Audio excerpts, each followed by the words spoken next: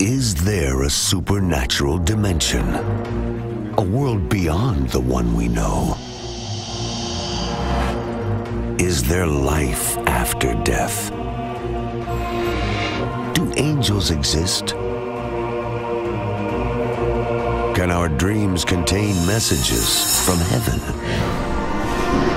Can we tap into ancient secrets of the supernatural? Are healing miracles real? Sid Roth has spent over 35 years researching the strange world of the supernatural. Join Sid for this edition of It's Supernatural.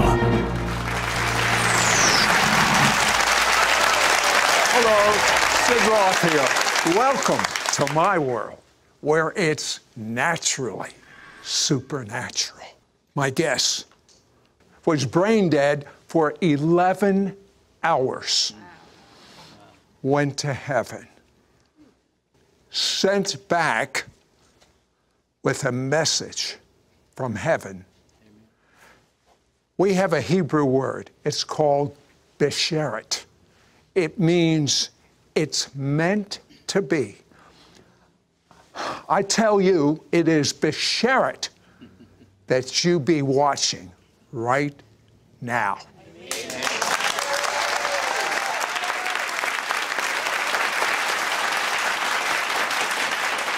Now, my guest, I've just gotten to really know over the last day. He's a retired pilot.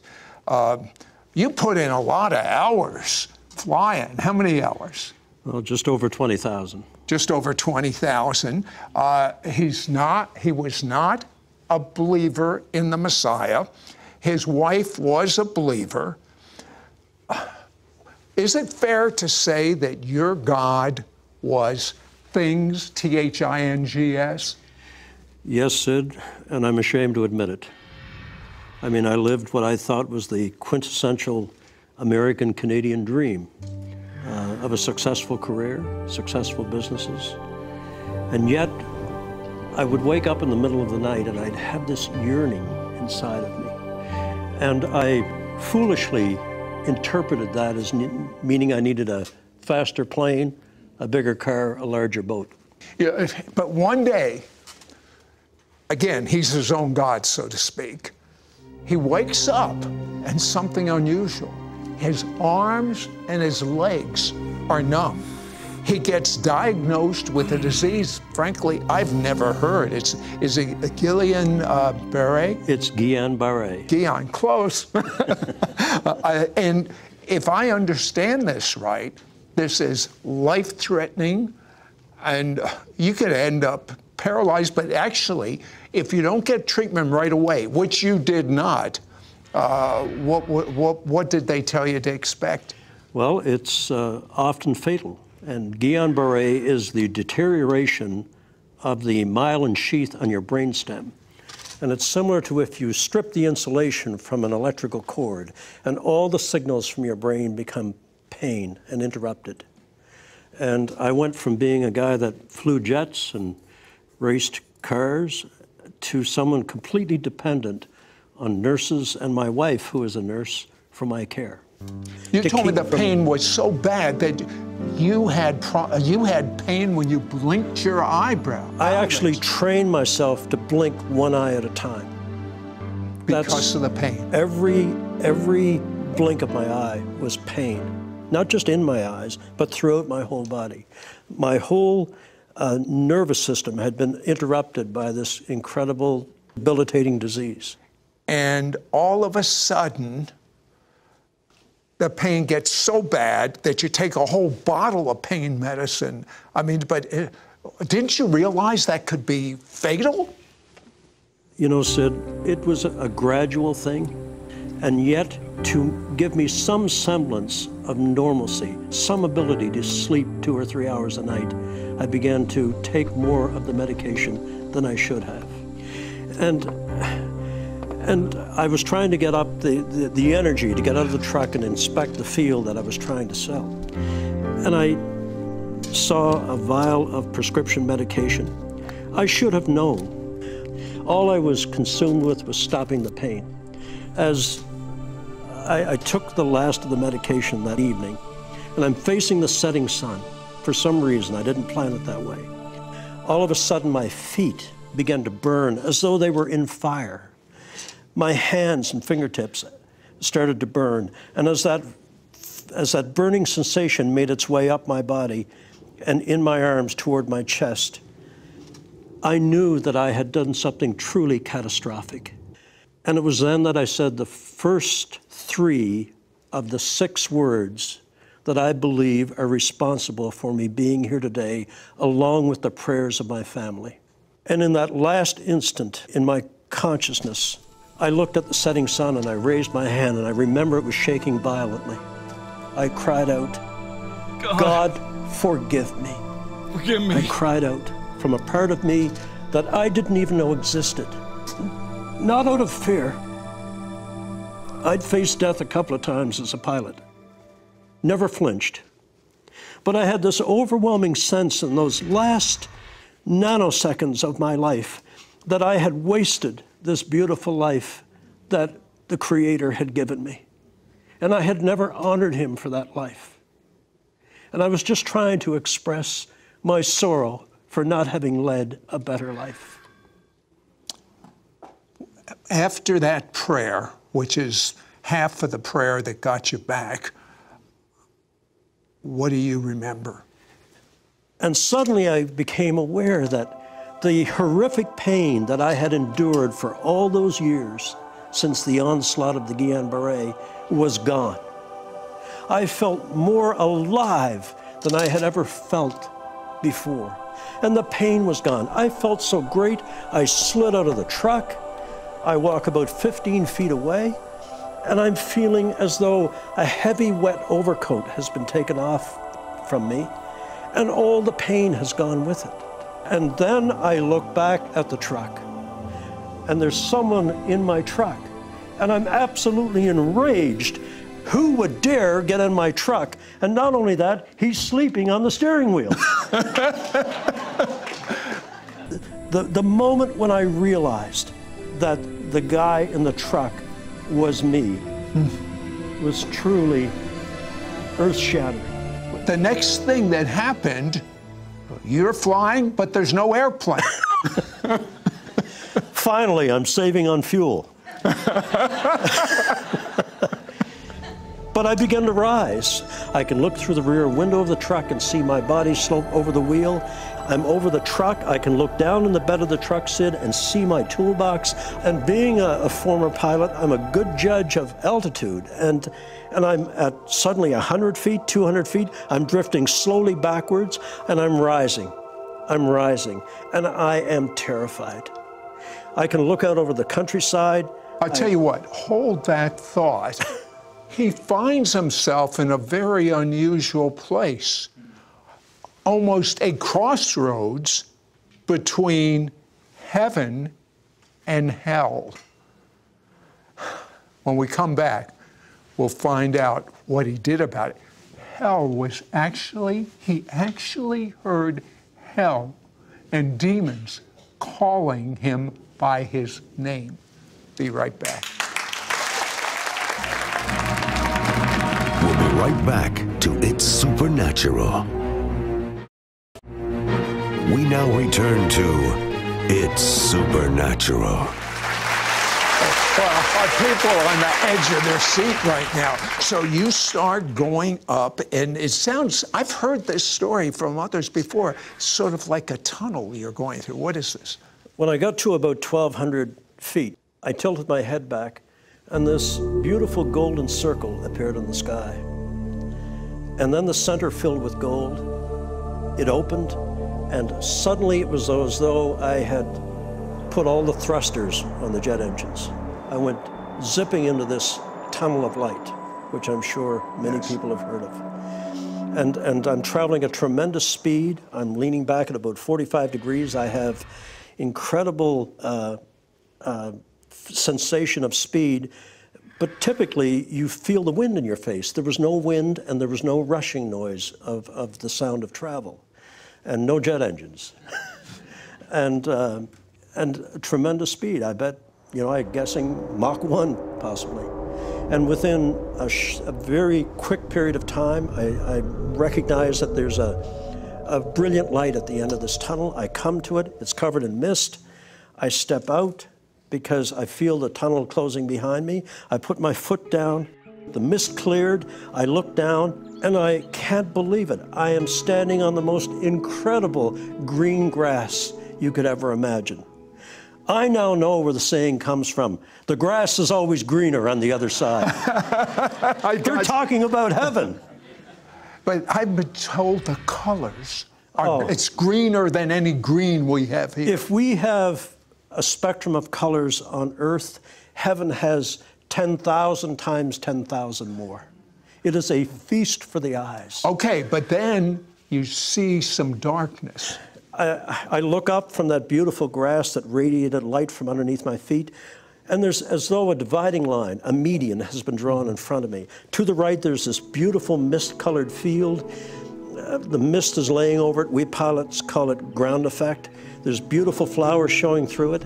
But then to the left of that line, Sid, it was so different because that beautiful green grass went from green to brown, to scorched, to black, and then dropped off in a crevasse.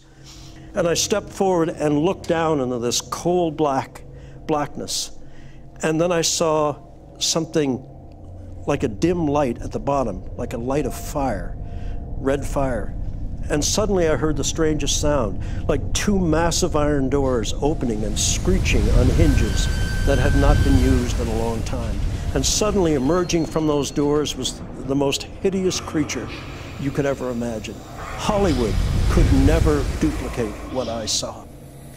So I'm looking, I see this thing coming out, and suddenly I'm assailed by this horrific smell that comes out of that pit, an odor of death and decay and of things long dead, things that should never see the light of day. And it gazed up at me, and when its fiery eyes looked at me, it started to make its way up the wall of that pit. But its body, Sid, was formed of like a rolling mass of dark cloud with a face on it. And I heard the most horrific things. Something screaming within the body of this creature. And then what absolutely horrified me was I heard my name being called. This creature knew me. It knew me. And it was coming for me. And I was terrified. I mean, I'd love to tell you I stood there and wanted to do battle. I was terrified. And it reared up out of that pit over me. And the most hideous face imaginable, massive in its size, snarled at me. And there was this feeling of an anticipation of glee, that it couldn't wait to get its claws on me. And I was so horrified, I turned from the darkness toward the light. We are creatures of the light. And I automatically turned toward the light. And when I did, I sensed this creature, its breath on the back of my neck, the stench of its breath, and I felt a sharp claw move down my back. And it was at that point, remember I said, there are 6 words and the prayers of my family that make it possible for me to be here today. And the first 3 words I cried out in the truck, God forgive me. In my absolute terror, and I had no reason to expect any help from God, I turned myself toward that mist with that creature breathing up my back, and I lifted both hands and I cried out, God, help me, help me. And Sid, instantly, 3 stars appeared in that mist, like distant points of light, but coming rapidly toward me. And I focused on them to keep my mind off what was snarling behind me, because I could hear the saliva from its jaws dropping on the ground behind me. And I concentrated on those lights. They came so rapidly, Sid, incredible speed. My pilot instincts took over. I was afraid they were going to make too fast a landing, but they did a beautiful job. They took form. They were angels. As they approached me, this beautiful light flooded over me, went beyond me and struck that creature. And when the light of the angel struck the creature, it scrambled back down in that hole like a rat running for cover. God had heard the cry of someone that had never turned to him in his life. When we come back, I want Jim to share about what Jesus, as well as the angels, have. Transferable, sticky love. I've never heard about sticky love. Have you? We'll be right back to It's Supernatural. We now return to It's Supernatural. You know, there is so much that this man experienced, but when I was reading about your experience, I was reading the chapter on sticky love. Tell me about that. The sticky love of God. Yeah. The angels came forward and they spoke to me through thought transference. And as they put their wing around me and held me close, I felt so safe and protected. And I reached out to touch the angel's arm. And Sid, when I did, I felt I had been impolite in doing that. And so I pulled my hand back. And when I did, the light of the angel's body clung to my hand till I got it back about 6 to 10 inches and then let go and went into its body. And that's why I tell people, every chance I get, the love of God is sticky. It wants to cling to you. And you told me that God was in process of replacing all your selfishness, all your greed, all your lust for love. Explain that. I don't think a human soul, a soul or spirit can go through this experience and not be profoundly changed. And I feel as though I have been truly born again. Not only have I come back from the grave, my soul has come back from despair. My spirit has found God again. And I will be eternally grateful. Tell me about the Hall of Knowledge. Heaven, you have to suspend all that you've been taught about physics and gravity and time and linear space and spatial references. They simply do not exist in heaven. But I was shown the holy city. I mean, these incredible buildings of light, not hewn from stone, Sid, but hewn from blocks of light that exuded this warmth and love. And I saw the halls of knowledge, the halls of music, the halls of learning, the halls of everything that you wanted to learn about the mysteries of God. And then they showed me the nursery. The nursery, Sid. I think it speaks to the compassion of our God that little souls that are aborted, God gathers their spirit back and they're raised in the nursery in heaven. Tell me about the size of your book of life. I'm ashamed to talk about it, but in the Hall of Records, they keep a record of everything that you've done in and with your life. And it's not to create an I gotcha moment. It's for when you are shown the book of your life. And when the angel pulled mine out of his robe and opened it for Jesus to read, I was absolutely shamed and mortified that all I had to show for a life lived that I thought was the ultimate in success was this small, thin book, no bigger than a diner, roadside diner menu. And I was ashamed that that's all. I should have, with all the resources and the time that I had, I should have had a book as thick as a Bible filled with all the goods, all the good deeds that I could have done. You know, as Charles Dickens said in his novel, mankind should have been my business. And instead, I was only involved in my self-ego. I am determined now that if I have the opportunity to go back again, to do everything good I can so that when Jesus reads the book of my life again, he's going to need 3 angels and a forklift to open it. Now, you've got to tell me When you looked in the eyes of Jesus, what did you see? It was the apex of everything that happened to me. Because when his eyes locked on mine and he smiled at me, Sid, Jesus smiled at me. But when I looked into those eyes of gray and green and blue, I was lost in eternity. Because in those eyes, I saw sadness for the way I had lived my life. I saw sadness for the way we, as mankind, have rejected his Father's message. But I saw incredible love for me, someone that deserved nothing, for me. And I also saw, mixed in with that love in the eyes of Jesus, forgiveness for me. Forgiveness for the life that I had lived. And a chance to do it again. I am eternally grateful. My life, our lives, Lorraine's life and mine, are now his.